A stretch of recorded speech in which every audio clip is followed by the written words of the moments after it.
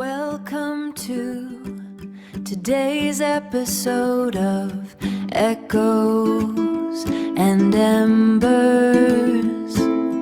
Echoes and Embers. Ooh,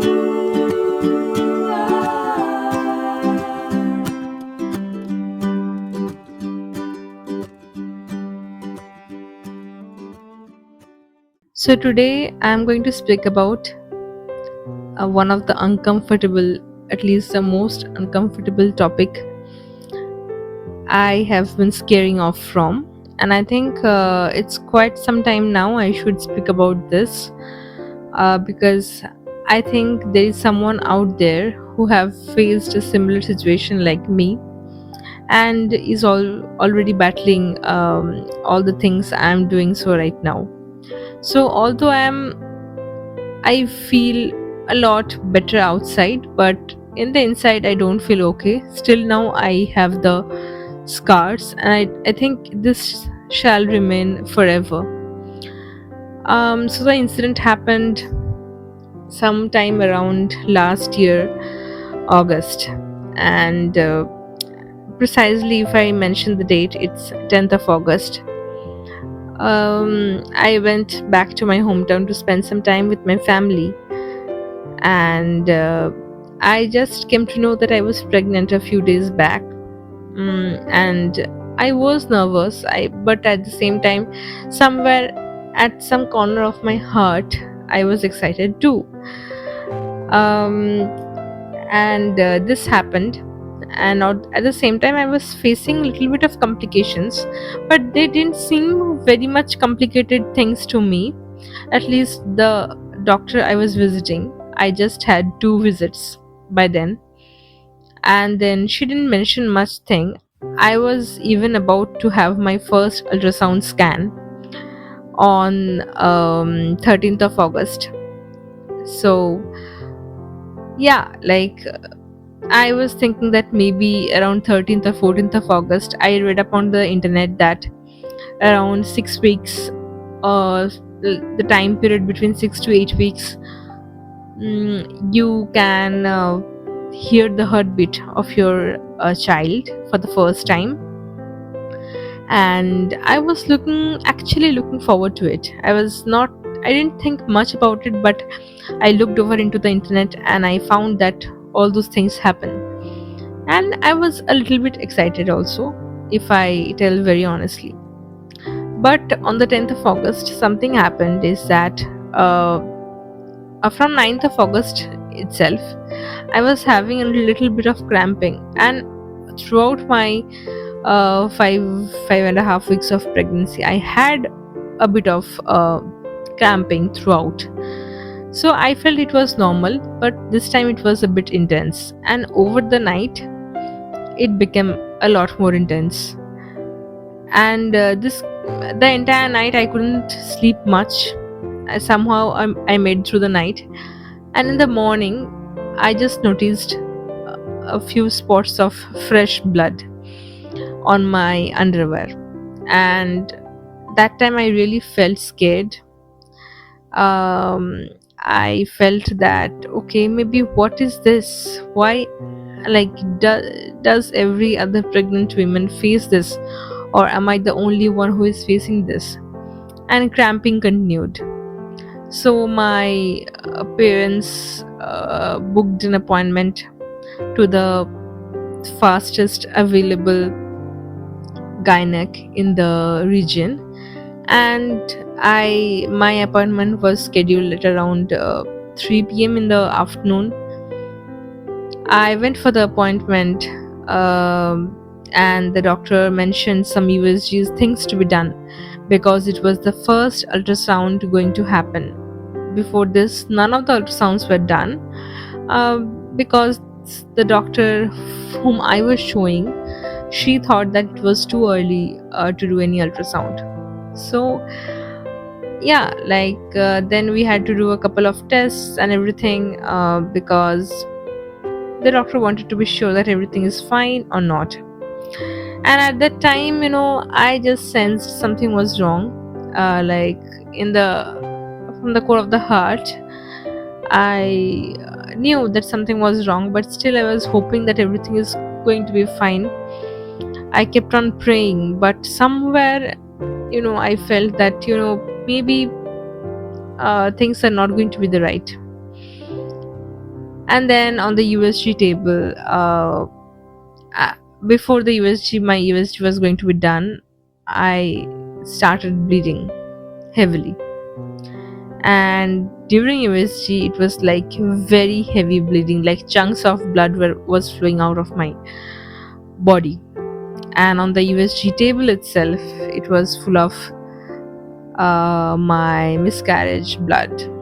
And that trauma, my god, I can't even say, like, today I'm already saying all these things, but it takes me great courage. And when I say it, I mean it. It's not easy for you to relive that entire thing by saying it once again. And today I'm saying all these things, but it is actually taking a part of my body. And that moment I was like, okay, it's gone. It's gone, because I had no I when I saw that much amount of blood, I felt that during period also I don't have this much amount of blood as I'm having right now. So yeah, that means it's gone. It's no more uh in my body. And then I went to the washroom, and the blood clots, oh my god, it was insane. I haven't seen those blood clots in my lifetime. And seeing all of that, it made me question my existence. It felt like the earth was moving around and I'm just standing. I didn't know what to do. I uh, didn't know how to express my emotions. Was I sad? Was I okay? But I have been that person who was like, uh, will stand still in front of my parents, that okay, I'm fine, I'm doing okay. You don't need to panic. So still that time I was just very strong enough to handle that. But yeah, I was cramping like insane. I had my worst cramps of my lifetime.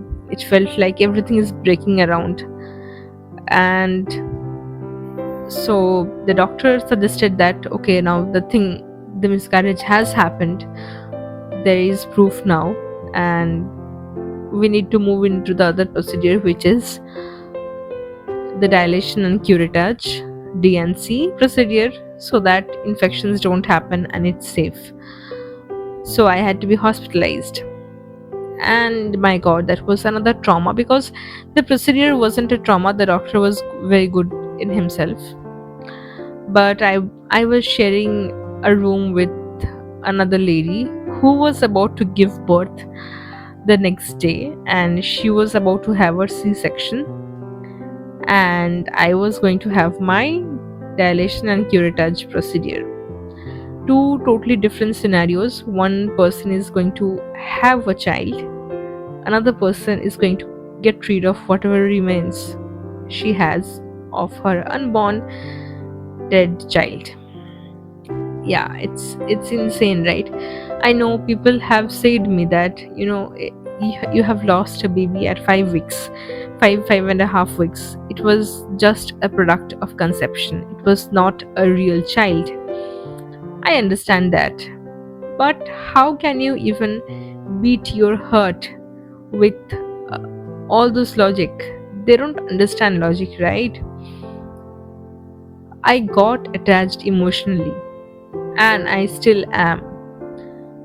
I can't get rid of that, and I know maybe I never will. But these two different scenarios, and I heard the heartbeat of the other woman's child used in Doppler, and I heard it. It was like it was beautiful to hear that. And that time I cursed myself. I was blank, totally, not even in a mode to curse myself. And then there has been endless episodes of me crying that what have I done wrong, or maybe I have just traveled someplace. And then for some days I blamed my husband also, that he made me travel uh, uh, a relative's place which was little far from the town. I had to go through a lot of jerking and travel and lifting weights maybe sometime, and this happened. So all these blame games and stuffs kept on happening for quite some time. It also changed the equation kind of between us, because I was not in a mood to be back to normal again for such a long time now. And I would just say kudos to my husband for being so patient with me. He just left me to do what I wanted to do. He didn't pressurize me anything, that yeah, you need to be normal or something. He gave me time. That's the most important, to heal. uh, and yeah, now it has been like around 9 months, 9-10 months, and still my eyes feel watery. My voice feels soggy, will definitely feel soggy when I say about this thing, but it has been within my heart for such a long time. I couldn't say this out to so many people because not many people know about this. Only very few people, very few, I mean very few. So I just don't want to make this a very big thing. I know this thing happens to quite a lot of people. Sometimes people don't even know that this thing has happened. But what I want to say here is that it actually scars you, and it scars you badly. And I'm still scarred, and I don't know when I will heal from it. And even today,